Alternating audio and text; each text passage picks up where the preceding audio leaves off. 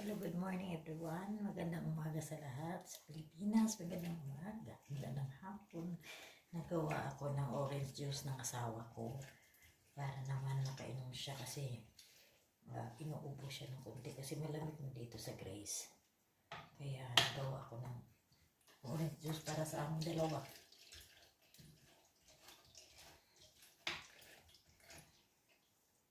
Hello, every morning ko siyang ginagawa kasi alam mo na malamig sa Grace. Tapos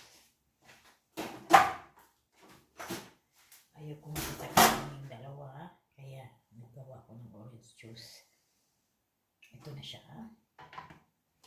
Tapos ilagay na natin sa glass.